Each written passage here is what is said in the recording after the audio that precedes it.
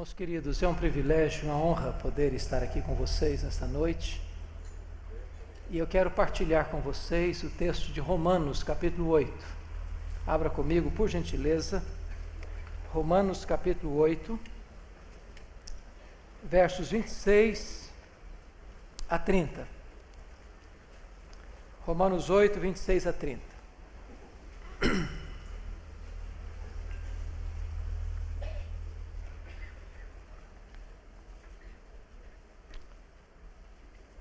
Os estudiosos dizem que a carta de Paulo aos Romanos é como que a cordilheira do Himalaia de toda a revelação bíblica.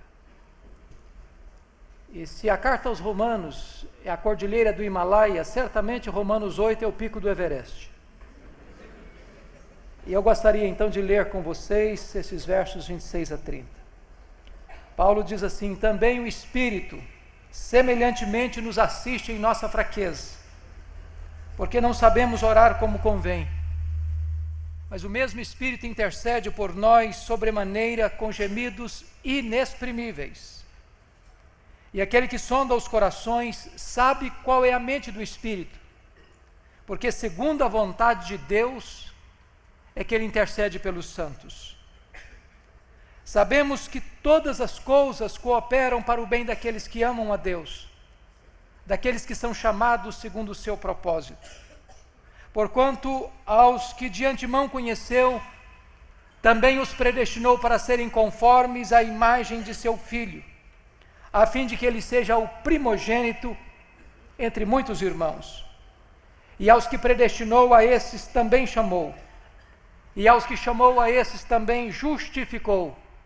E aos que justificou, a esses também glorificou. Amém. O que eu vou lhe falar nesta noite não é uma mera possibilidade, não é uma simples hipótese. O que eu vou lhe falar agora é algo absoluto, é uma verdade inquestionável, irrefutável, irrefragável. E a verdade é esta: nem todas as pessoas que sonham, planejam e desejam vencer na vida, vencem na vida. Isso é um fato absoluto e irrefutável. E eu quero ilustrar esse fato com a saga esportiva brasileira. Vocês se lembram que o Brasil hospedou pela primeira e única vez uma Copa Mundial de Futebol no ano de 1950. E naquela época a imprensa internacional apontava o Brasil como forte candidato a sagrar-se campeão do mundo. Para não frustrar a expectativa da imprensa internacional, o Brasil abriu aquele campeonato goleando o México por 4-0. Empatou em seguida com a Suíça por 2-2. Classificou-se para a fase seguinte, ganhando da então Iugoslávia por 2-0. A partir daí o Brasil tornou-se um grande fenômeno do futebol mundial, porque ele vai para a semifinal e goleou a Espanha por 6-1. Vai para o penúltimo jogo e goleou a Suécia por 7-1. E no dia 16 de julho de 1950, o Brasil entrou no maior estádio do mundo, o Maracanã, com 199 mil torcedores, dependendo apenas de um empate contra o Uruguai para sagrar-se campeão do mundo. Em toda a nação brasileira havia uma certeza inabalável de que o Brasil seria campeão. Nas praças, nas ruas, as bandeiras eram desfraldadas, e o povo cantava e festejava antecipadamente, com a convicção de que a vitória era certa e segura. O Brasil entrou em campo e fez 1-0 no primeiro tempo. Quase que volta para o segundo tempo com a faixa de campeão no peito. Era a certeza inabalável de que a vitória estava garantida. O segundo tempo começa e o Uruguai empata o jogo. Mas o Brasil ainda era campeão do mundo. Porém, antes da partida encerrar, o Uruguai fez 2-1. Maracanã cobriu-se de silêncio, e a nação brasileira de lágrimas. E a expectativa de vitória transformou-se em derrota amarga e fatídica. Eu quero dizer para você nesta noite, entretanto, que este não é o destino do povo de Deus. O povo de Deus não tem apenas expectativa de vitória, o povo de Deus tem garantia de vitória. Nós somos mais do que vencedores em Cristo Jesus, nosso Senhor. O verso 30 é como que um esboço da história. Tudo começa com Deus, lá na eternidade. Quando este Deus se reúne no conselho da Trindade, o Pai, o Filho e o Espírito Santo, e Ele traça um plano eterno, uno, perfeito, absoluto, que não pode ser frustrado. E neste plano eterno, Deus colocou o coração dele em você e em mim, antes de nós existirmos. Ele nos predestinou, Ele nos amou. Mas o verso 30 termina dizendo que este Deus que nos predestinou, nos chamou e nos justificou, é também o Deus que nos glorificou. E você sabe que a glorificação dar-se-á no tempo do fim, na segunda volta de Jesus, quando a história fechará suas cortinas e se abrirá novas para a eternidade. E então, o mesmo Deus que planejou tudo lá na eternidade, vai consumar todas as coisas na abertura desta eternidade, quando a história fechar as suas cortinas. E Paulo então diz: aos que Deus predestinou, a esses Deus também chamou, aos que Deus chamou, a esses Deus também justificou, e aos que justificou, a esses também glorificou. De tal maneira, que se você está em Cristo, você já está no céu. Não importa se o caminho é estreito, não importa se a estrada está juncada de muitos inimigos, não importa se o inferno inteiro levantar-se-á com fúria para tentar destruir você. Na verdade, ninguém pode arrancar você das mãos do Senhor Jesus. Quem garante esse triunfo final não é a sua fé, nem a sua força, é o Deus Todo-Poderoso. O texto que nós lemos vai nos mostrar quais são os passos que o próprio Deus há de dar para nos conduzir à sua glória. E eu quero chamar a sua atenção então para olharmos o verso 26. O primeiro passo é a solidariedade de Deus. Também o Espírito semelhantemente nos assiste em nossa fraqueza. Eu preciso dizer para você que você é vencedor não é porque você é forte. O cristianismo diverge frontalmente da psicologia de autoajuda. A psicologia de autoajuda diz que você é forte, que você tem a força, que você tem o poder, que você é um gigante adormecido, basta fazer cócegas no seu interior e levantar-se-á daí um gigante. Não é isso que a Bíblia diz. A Bíblia diz que você é fraco, eu sou fraco, nós somos fracos. E nós temos muitas fraquezas. Primeiro, nós temos fraquezas físicas.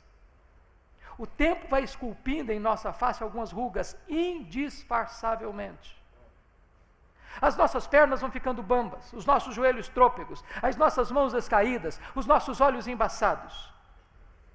Dizem os estudiosos que cada fio de cabelo branco que brota na nossa cabeça é a morte nos chamando para um duelo. E eu acho que já tem um exército acampado ao meu redor.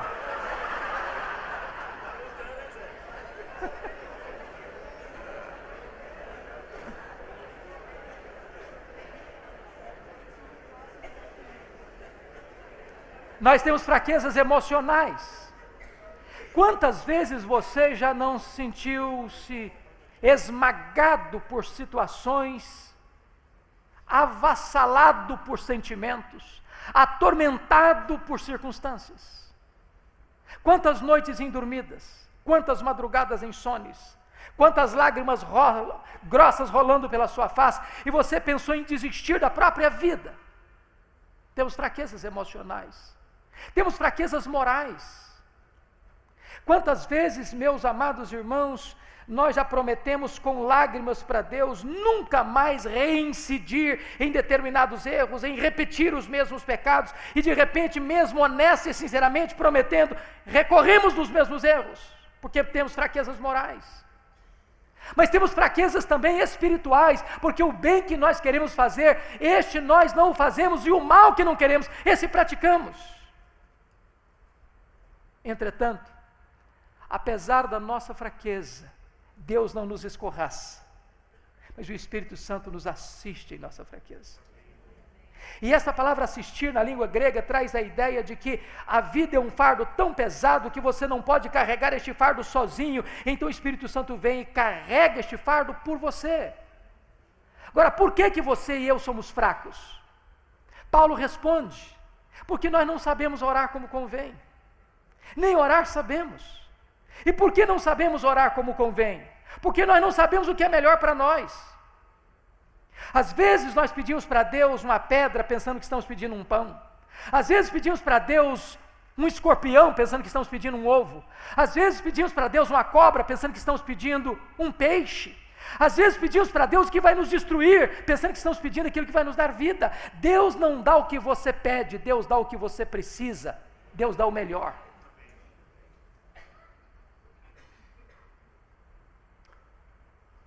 Agora preste atenção.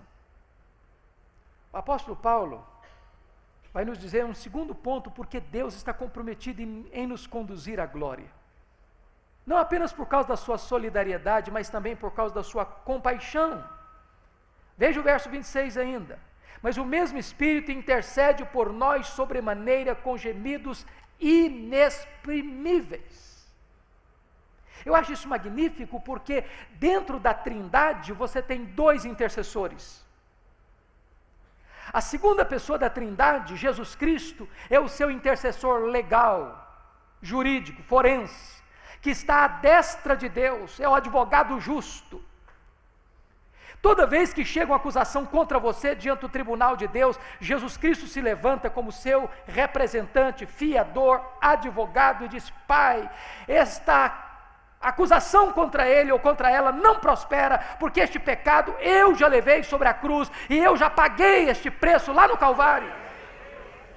Este ou esta não deve mais nada à tua lei, está quites com a tua lei, está quites com a tua justiça, porque a condenação que ele deveria sofrer, eu já sofri, a morte que ele devia morrer, eu já morri no lugar dele ou dela. Por isso a Bíblia diz: quem tentará acusação contra os eleitos de Deus? É Deus quem os justifica. Quem os condenará? É Cristo Jesus quem morreu, o antes quem ressuscitou, o qual está à destra de Deus e também intercede por nós. Mas notem que em segundo lugar, nós temos um segundo intercessor na Trindade, é o Espírito Santo. Ele é o intercessor existencial. Se Jesus Cristo intercede por nós à destra de Deus, o Espírito Santo intercede por nós, em nós, ao Deus que está sobre nós. E como é que o Espírito Santo intercede por você? De três maneiras. Primeiro, de forma intensa, olha o verso 26.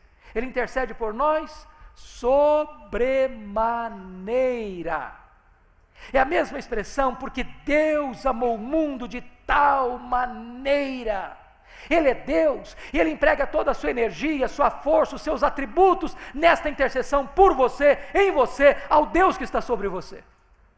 Segundo lugar, esta intercessão, além de intensa, ela é agônica, porque é com gemidos inexprimíveis. E eu confesso a vocês que já li tantos comentários, e já li tantos exegetas, e já examinei esse texto na língua original, e eu entendo que nós não conseguimos nem arranhar a superfície do que Paulo está querendo dizer aqui. O que é um gemido? Um gemido é uma expressão tão intensa de agonia e de dor, que você não articula em palavras. E o Espírito Santo é Deus. E como tal, Ele conhece todas as línguas, todos os idiomas, todos os dialetos, de todos os povos, de todos os tempos, de todos os lugares. Ele conhece a língua dos homens, Ele conhece a língua dos anjos. E quando Ele está orando por você, em você, ao Deus que está sobre você, Ele não encontra sequer uma língua no céu ou na terra, ou dos anjos ou dos homens, e tamanha agonia da oração, que Ele geme com gemidos inexprimíveis. É dessa maneira que o Espírito Santo ora por você. Mas não é apenas uma oração intensa e agônica. Em terceiro lugar, a intercessão do Espírito é eficaz. Porque o verso 27 diz que é segundo a vontade de Deus é que Ele intercede pelos santos. O Espírito Santo jamais vai desperdiçar sequer uma oração em seu favor. Todas as orações e intercessões do Espírito em você, por você, ao Deus que está sobre você, estão alinhadas com a perfeita, agradável e boa vontade de Deus. Deus está comprometido em conduzir você à glória. Mas em terceiro lugar, Deus está comprometido em conduzir você à glória por causa da sua sabedoria. Olha comigo o verso 28. Sabemos que todas as coisas cooperam para o bem daqueles que amam a Deus, daqueles que são chamados segundo o seu propósito. Eu gosto como Paulo começa esse verso, porque ele não usa uma palavra de sentido inexato. Ele não diz assim, nós sentimos, ou cogitamos, ou nós imaginamos. Ele diz, nós sabemos. E esta palavra sabemos do grego vem da matemática, é um termo exato, concreto, absoluto. Aqui não é a linguagem da conjectura hipotética, aqui é a linguagem da certeza experimental. Sabemos. E sabemos o quê? Que algumas coisas, que muitas coisas, que as melhores coisas, não, que todas as coisas cooperam para o bem daqueles que amam a Deus. Vamos entender esse verso? Primeiro vamos entender o que Paulo não está dizendo. Primeiro, Paulo não está dizendo que todas as coisas que acontecem com você na sua vida são coisas boas. Ele não está dizendo isso. Com você acontecem coisas ruins. Hoje a minha filha foi assaltada em São Paulo. Graças a Deus, nada de grave aconteceu. Isso não é uma coisa boa. Quando os irmãos de José, por inveja, jogaram-no em uma cacimba, e depois venderam-no como escravo para o Egito, aquilo não foi uma coisa boa. O que o texto está dizendo é que mesmo que alguém faça um mal contra você, e intente um mal contra você, e machuque você, Deus vai transformar isso em bem para você. Segundo lugar, Paulo não está dizendo que as coisas vão se encaixar por uma mera coincidência. Não, Paulo não está dizendo isso. Nós não cremos em coincidência, nós não cremos em sorte, nós não cremos em azar, nós não cremos em determinismo, nós não temos medo de olho gordo, nós não temos medo de sexta-feira 13, nós não temos medo de feitiço. Nós entendemos que a nossa vida está nas mãos do Deus Todo-Poderoso, que nenhum fio de cabelo da sua cabeça pode ser tocado sem que Deus saiba, sem que Deus permita, sem que Deus tenha um propósito. Terceiro lugar, Paulo não está dizendo que todas as coisas cooperam para o bem de todas as pessoas. Ele não está dizendo isso. A Bíblia diz que aquele que semeia vento, colhe tempestade. Aquele que semeia na carne, da carne colhe corrupção. Mas se você ama Deus, se você foi chamado segundo o propósito de Deus, então Deus está com as rédeas da sua vida nas suas onipotentes mãos, e está trabalhando para o seu bem. Agora talvez você olhe para mim e diga assim, pastor, eu acho isso tão bonito na Bíblia, mas não é isso que está acontecendo na minha vida. A minha vida está uma confusão. A minha vida parece um barco no meio de uma tempestade à deriva. A minha vida parece uma lasca de lenha jogado de um lado para o outro ao sabor das ondas. Eu não estou entendendo. Deixa eu dizer uma coisa para você. Se você não está entendendo o que Deus está fazendo agora com a sua vida, você pode entender Deus. Ele é seu Pai e Ele é soberano. E Ele tem tudo sob controle. E Ele ama você. E Ele tem um propósito maravilhoso na sua vida. Quando Albert Einstein veio à América, depois do seu sucesso com a teoria da relatividade, alguns repórteres perguntaram à sua mulher: a senhora compreende a complexa teoria da relatividade pela qual seu marido é tão famoso no mundo? Ela respondeu: não, eu não compreendo a complexa teoria da relatividade pela qual meu marido é tão famoso no mundo, mas eu compreendo o meu marido.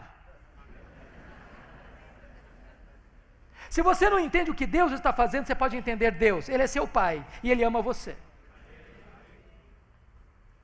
Gary Chapman é um autor muito conhecido aqui no Brasil. E ele conta uma experiência interessante da sua infância. Quando ele era criança, ele estava brincando aos pés da sua mãe e a sua mãe estava fazendo um bordado. E ele olhou o bordado da mãe de baixo para cima pelo avesso e disse: mamãe, que coisa feia é essa que o senhor está fazendo? Linhas soltas, não havia beleza, não havia harmonia, não havia propósito. E a mãe percebeu a confusão do filho, chamou, disse: filho, vem cá. Sentou o menino no colo, mostrou o bordado de cima para baixo, do lado direito, e o menino ficou encantado. Havia beleza, havia harmonia, havia sentido, havia propósito. Talvez você está olhando para a sua vida hoje como um filho olhando o bordado da mãe pelo avesso. Mas um dia Deus vai sentar você no colo dele e vai mostrar a sua vida de cima para baixo, e você vai entender que sempre Deus esteve trabalhando para o seu bem.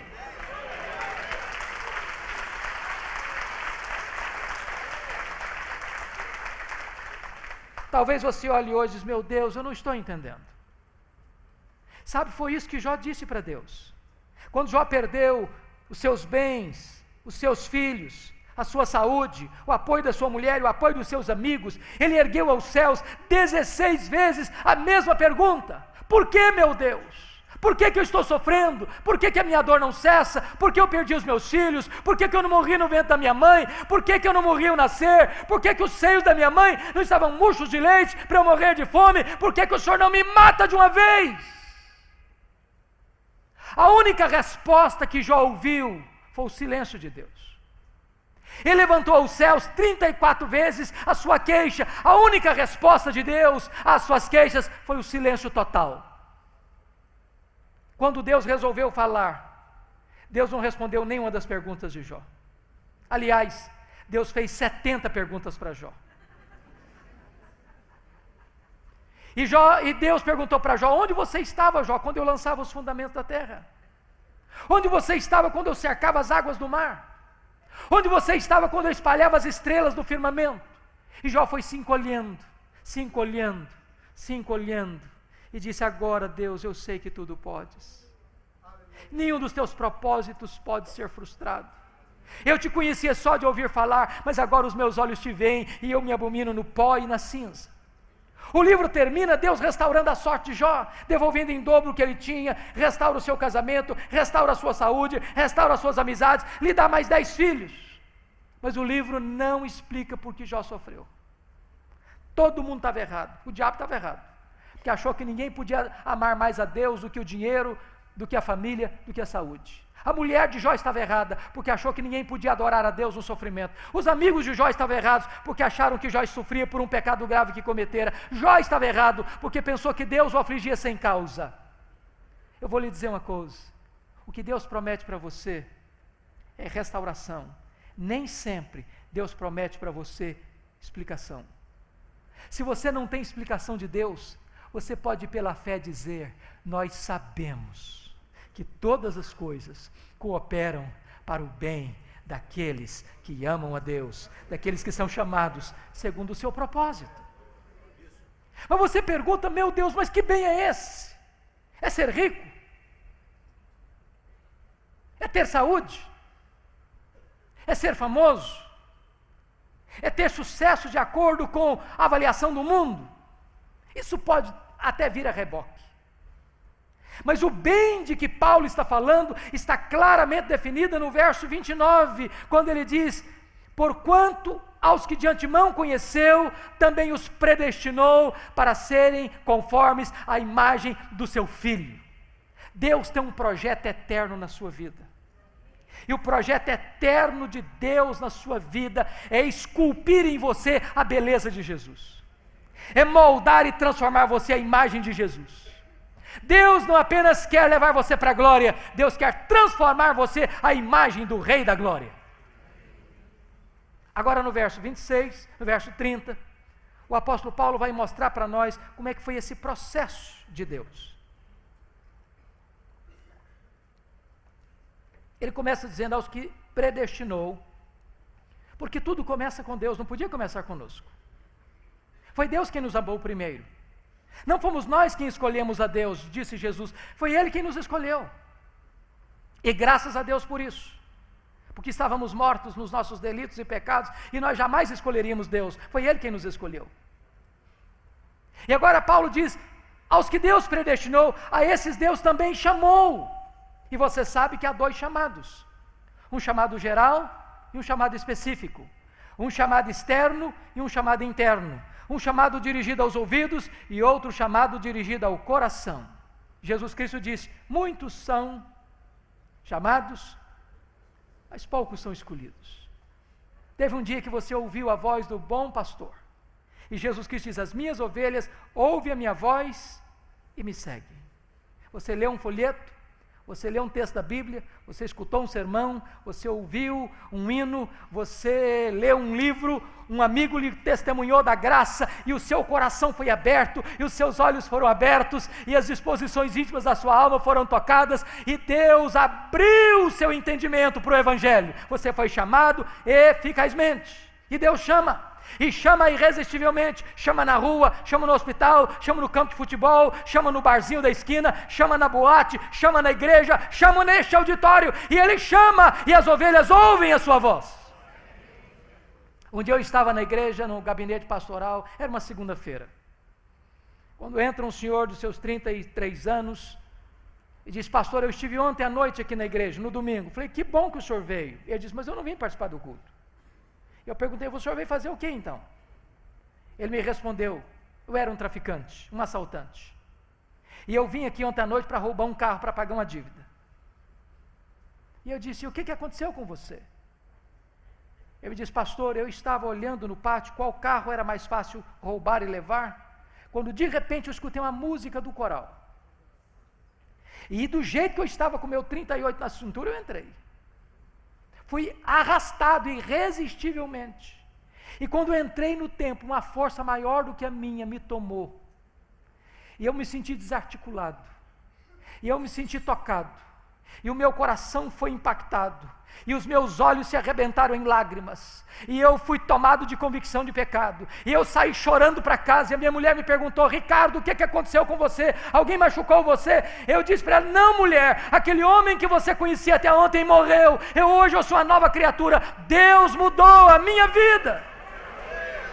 Deus chama, e chama irresistivelmente. Quando eu cheguei no seminário em Campinas, nos idos de 78, uma missionária americana fez amizade comigo e me disse, eu vou levar você à escola de cadetes de Campinas. E eu que vinha da roça, uma cidadezinha muito pequena, fiquei encantado com a beleza daquela escola. E com aquele fervor de um primeiranista de seminário, o primeiro soldado que eu vi na minha frente, com a metralhadora na mão, no seu posto de guarda, com um nome bordado na sua lapela, João Miguel Corpus, eu me aproximei dele e disse, João Miguel Corpus, você conhece a Jesus, o Filho de Deus? O João Miguel Corpus quase me bateu. Ele me insultou, ele blasfemou.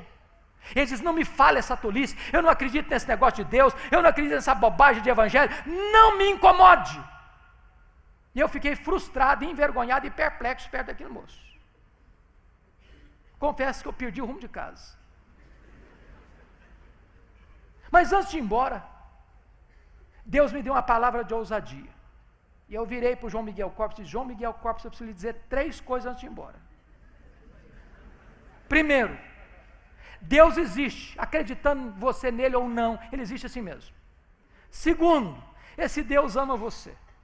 E provou esse amor, mandando Jesus, o seu Filho, para vir ao mundo, morrer em seu lugar, para perdoar os seus pecados, dar a você a vida eterna. E terceiro, você é um pecador, e se você não se arrepender, você vai para o inferno, e até logo, sair correndo, o cara estava com a metralhadora na mão.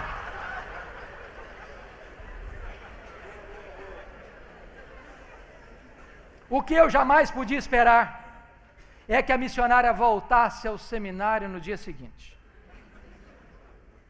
E ela disse: pastor Hernandes, você precisa da minha casa agora. Eu falei: o que aconteceu? O João Miguel Corpus está lá em casa e quer te ver. Aí eu fiquei mais preocupado ainda. Pensei: será que ele ficou ofendido com a minha abordagem? Quando eu cheguei naquela casa, o João Miguel Corpus estava sentado no fundo da sala. Quando ele me viu entrando, ele se levantou, correu na minha direção, me segurou pelos braços e com as lágrimas rolando na sua face, ele me disse: por favor, me fale do seu Deus, me fale do seu Jesus. E aquele soldado ateu estava de joelhos, se rendendo aos pés do Salvador. Eu acompanhei o João Miguel Corpus no seminário, foi batizado. Quando eu voltei no mês de julho, de férias, ele me ligou e disse: eu ganhei 3 colegas aqui da Escola de Cadeias para Jesus. Perdi o contato com o João Miguel Corpus depois do seminário, nunca mais o vi, nem ouvi falar dele. No congresso da CEPAL deste ano, eu estava aqui, e referi-me a João Miguel Corpus. Um pastor me procurou ali no pátio e disse: você sabe qual o paradeiro de João Miguel Corpus? Eu disse: não, eu gostaria de saber. Eu falei: eu sei. João Miguel Corpus está concorrendo ao generalato. E mais, ele é ministro do Evangelho. Na terça-feira eu cheguei em Campinas, na LPC, abri meu computador em e-mail de João Miguel Corpus. E ele disse: pastor Hernandes, eu quero dizer uma coisa para você. O seu trabalho no Senhor não foi em vão. Eu quero encontrar com você esta semana. Naquela mesma semana eu fui pregar na Igreja Presbiteriana de Vila Mariana. Lá estava João Miguel Corpus com a sua esposa, ministro do Evangelho, salvo por Jesus Cristo. Deus chama. E chama irresistivelmente. Aos que Deus chamou, diz o apóstolo Paulo, a esses também justificou. E aqui está o coração da Bíblia. Se eu não entendo o que é justificação, eu não entendo o projeto de Deus para a minha vida. O que é justificação? Permitam-me detalhar esse assunto. A Bíblia diz que todos pecaram e destituídos estão da glória de Deus. Não há justo nenhum sequer. Todos se extraviaram como ovelhas. E a Bíblia diz que todos nós temos que comparecer perante o tribunal de Deus para dar conta da nossa vida. Grandes e pequenos, homens e mulheres, jovens e crianças, doutores e analfabetos, religiosos e ateus. E a Bíblia diz que naquele grande dia do juízo, Deus, o Senhor vai estar assentado no seu trono, o Senhor Jesus, e os livros serão abertos, e nós vamos ser julgados segundo as nossas obras. E naquele dia do juízo, testemunhas levantar-se-ão contra nós. Por exemplo, as nossas palavras. A Bíblia diz que você vai dar conta no dia do juízo por todas as palavras frívolas que você proferiu. Você se lembra de todas? Já perdeu a paciência alguma vez? Você já ficou destemperado emocionalmente alguma vez? Você já xingou alguma vez? Já falou palavrão alguma vez? Já contou piada imoral alguma vez? Ah, você talvez não se lembre, mas Deus registrou tudo isso. E você vai ter que dar conta no dia do juízo. Segundo lugar, a Bíblia diz que você e eu vamos ser julgados pelas nossas obras. O que você fez, seu pai não viu, a sua mãe não viu, seu marido não viu, sua esposa não viu, seu pastor não viu, seus vizinhos não viram, a igreja não viu, Deus viu. Aquilo que você fez atrás das cortinas, nos bastidores, nas caladas da noite, Deus viu. Aquilo que você fez e o braço da lei não alcançou, Deus viu. Aquilo que você fez escondido vai ser proclamado aos eirados.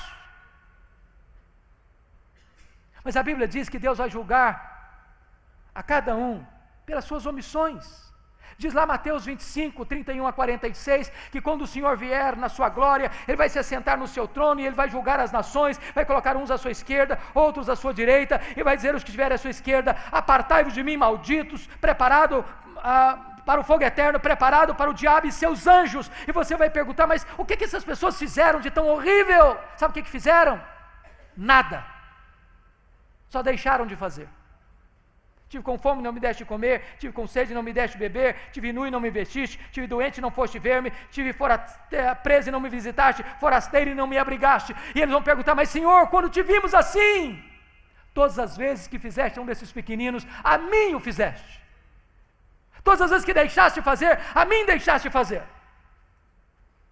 Em outras palavras, você pode estar dentro da sua casa, não falando mal de ninguém, não fazendo mal para ninguém e cometendo um terrível pecado de omissão. Quem sabe que deve fazer o bem e não faz, nisso está pecando. Mas o que é mais grave é que a Bíblia diz que no dia do juízo Deus vai julgar o segredo do coração dos homens. Deus vai julgar os nossos desejos e pensamentos. O tribunal de Deus tem competência para julgar foro íntimo. É por isso que quando Paulo, em Romanos 7, chegou ao 10º mandamento da lei de Deus, ele entrou em desespero, ele reconheceu que era pecador. Sabe por quê? Porque os 9 primeiros mandamentos da lei de Deus são mandamentos objetivos, que qualquer tribunal da terra legisla e julga. Mas o 10º mandamento é subjetivo, é foro íntimo. Não terás outros deuses, não farás para ti mais escultura, não tomarás o nome do Senhor teu Deus em vão, guarda o dia do Senhor, honra teu pai e tua mãe, não matarás, não adulterarás, não furtarás, não dirás falso testemunho. Qualquer tribunal da terra legisla e julga, mas não cobiçarás. 10º mandamento é subjetivo. Só Deus conhece, só Deus vê. Você pode ter uma auréola de santidade na cabeça e um coração podre. Quem pode escapar deste filtro, deste pente fino do tribunal de Deus? Segundo os psicólogos, passam pela sua e pela minha cabeça 10.000 pensamentos por dia. Quantos deles nós teríamos vergonha, só na semana que está se findando, de projetar aqui nessa parede? Talvez você possa dizer assim, bom, mas eu vim para um congresso para dar uma aliviada na minha cabeça, esse pastor começa a falar de pecado, é dose para elefante um negócio desse? Talvez você pense assim, bom, o senhor está equivocado, eu sou gente boa, está pensando o quê? Sou um bom marido, sou uma boa esposa, sou um bom crente, sou um bom pastor, sou um bom empresário, sou um bom patrão, sou um bom empregado. Eu acho que Deus está muito feliz de me ter na igreja dele. Deixa eu dizer uma coisa para você. Você é muito mais pecador do que você imagina. Muito mais. Deixa eu ilustrar isso.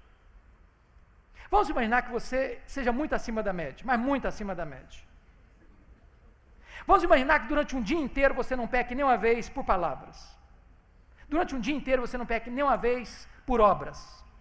Durante um dia inteiro você não peque nem uma vez por omissão. Durante um dia inteiro, dos 10.000 pensamentos, você tem 9.997 pensamentos bons. Só 3 pecaminosos. Você já seria quase um anjo ambulante. Mas se você tiver 3 pecados por dia, no final de um mês você terá 90 pecados. No final de um ano você terá 1.080 pecados. Vamos arredondar para 1.000? Se eu tivesse só 3 pecados por dia, eu estaria com 53.000 pecados. Eu pergunto a você, imagine a cena de um réu assentado na cadeira, no dia do seu julgamento, e o promotor, o advogado de acusação, provar pelos autos do processo, que aquele réu cometeu 53.000 violações da lei.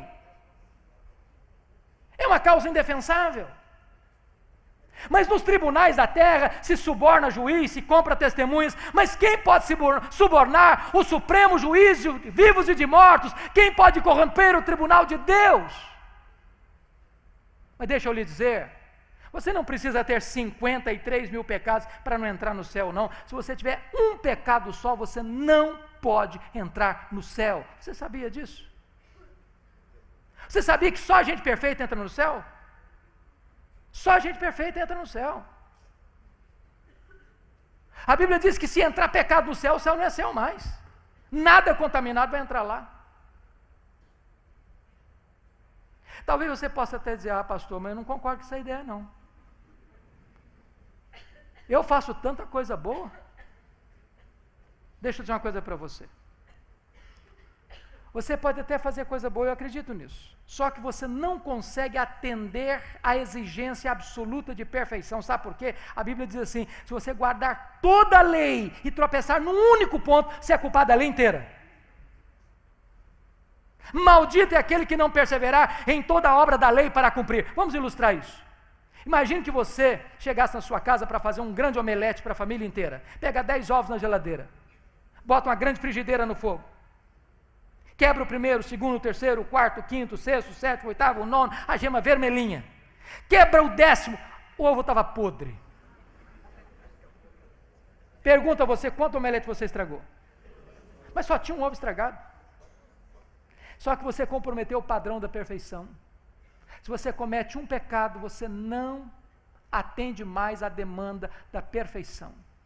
Aí você pode estar pensando, pastor, se o negócio é desse jeito, então eu estou frito. É isso mesmo, você está frito. Não há chance, não há esperança, não há saída para você. Você não pode ser salvo pelas suas obras, pela sua religião, pela sua igreja, pelo seu pastor, pelo seu missionário. Você não pode ser salvo pelas suas virtudes, pelos seus méritos. Não pode. Mas eu tenho uma boa notícia para você. Aleluia. Uma boa notícia para você. Aquilo que você não pode fazer, Deus fez por você. Deus mandou Jesus Cristo, seu Filho, como seu representante, como seu fiador, como seu substituto. E quando Jesus estava lá na cruz, a Bíblia diz que Deus pegou todas as suas transgressões e lançou todas elas sobre o seu Filho. Naquele momento não havia beleza nele. Naquele momento ele foi enfermado. Naquele momento ele foi traspassado pelas as nossas iniquidades e moído pelos nossos pecados. O sol escondeu o rosto dele. O Pai não pôde atendê-lo. Ele foi feito pecado, ele foi feito maldição por nós. Mas quando o inferno pensava que estava tendo grande vitória sobre ele, Jesus lá na cruz, esmaga a cabeça da serpente, triunfa sobre os principados e potestades, e pega esse escrito de dívida que era contra nós, e o rasga, e o anula, e o encrava na cruz, e dá um grito, tetelestai, está consumado. Aquele que crê em mim não deve mais nada. Está quites com a lei de Deus, está quites com a justiça de Deus, está justificado. Aleluia. Meus amados irmãos, justificação é mais do que perdão. É mais do que perdão. Eu vou ilustrar isso. Imagine que você devesse R$1 milhão no Banco do Brasil e está falido, sem um centavo. Alguém vai lá e deposita R$1 milhão na sua conta e quita a sua dívida. Você foi perdoado da dívida porque alguém pagou a sua dívida. Está livre da dívida, mas se você estava falido, continua falido. Isso é perdão. Justificação é mais do que isso. Aconteceu lá na cruz uma transação comercial importante. Primeira transação, diz Paulo em 2 Coríntios, capítulo 5, que Deus reconciliou o homem consigo mesmo por intermédio de Cristo, não imputando aos homens as suas transgressões. A palavra imputação é colocar na conta de. Deus não pôs a sua dívida na sua conta, e a sua dívida é impagável. Essa foi a primeira transação. Segunda pergunta, mas se não colocou na minha conta, colocou na conta de quem? E aí a Bíblia diz, aquele que não conheceu o pecado, Deus o fez pecado por nós. Então Deus colocou a minha dívida na conta de Jesus. E o que Jesus fez com a minha dívida? Lá na cruz, Ele pegou esse escrito de dívida que era contra mim, rasgou, anulou, pagou com seu sangue e disse, está pago, está justificado, tetelestai, está consumado. Terceira transação. A Bíblia diz que aquele que não conheceu o pecado, Deus o fez pecado por nós, para que nele nós fôssemos feitos justiça de Deus. Imagine comigo a seguinte cena. Deus vai agora lá na sua ficha no tribunal do céu. Está escrito lá assim, não deve mais nada. Está quites com a minha justiça. E Deus faz mais uma coisa. Deus faz um DOC na sua conta. Deposita na sua conta toda a infinita e perfeita justiça de Cristo. Quando Deus olha para você, é como se Ele visse, e é isso que acontece, toda a justiça de Cristo cobrindo você, como o ouro cobriu a madeira de acácia do tabernáculo. Deus não vê mais o seu pecado, Deus vê a justiça de Jesus em você. Isso é justificação. É por isso que Paulo não podia terminar de outra maneira. Os que Deus justificou, a esses também Deus glorificou. Embora a glorificação é um fato futuro, na mente de Deus e nos decretos de Deus já é um fato consumado. Já aconteceu. Por isso nada nem ninguém pode arrancar você dos braços de Jesus. Paulo então termina esse texto, e eu termino também, fazendo 5 perguntas retóricas. Se Deus é por nós, quem será contra nós? Lembre que Paulo não está perguntando quem é contra nós, porque se Paulo fizesse essa pergunta, o inferno todo se levantaria. Está dizendo o seguinte: se Deus está do seu lado, você é a maioria absoluta. Você é mais do que vencedor. Segunda pergunta: aquele que não poupou o seu próprio filho, antes por todos nós o entregou, porventura não nos dará graciosamente com ele todas as coisas? Se Deus já deu o maior, que é o seu filho, você acha que Deus vai largar você no meio do caminho agora? Você acha que Deus vai abandonar você agora ao seu próprio destino? Não, Deus há de completar a obra que começou a fazer em você. Aleluia. Terceiro: quem tentará acusação contra os eleitos de Deus? É Deus que os justifica. Não prospera mais acusação contra você diante do tribunal de Deus, porque o próprio Deus está dizendo: você está quites com a minha lei e com a minha justiça, não por causa da sua justiça própria, mas por causa da justiça de Jesus colocada na sua conta. Quarta pergunta: quem os condenará? É Cristo Jesus quem morreu, o antes quem ressuscitou, o qual está à destra de Deus e também intercede por nós. É impossível prosperar acusação contra nós, porque Jesus Cristo foi o nosso fiador, representante, advogado e substituto. Ele não morreu apenas para possibilitar a sua salvação, ele morreu em seu lugar vicariamente. Finalmente, a pergunta existencial: quem nos separará do amor de Deus que está em Cristo Jesus? Será tribulação? Angústia? Nudez? Perigo? Espada?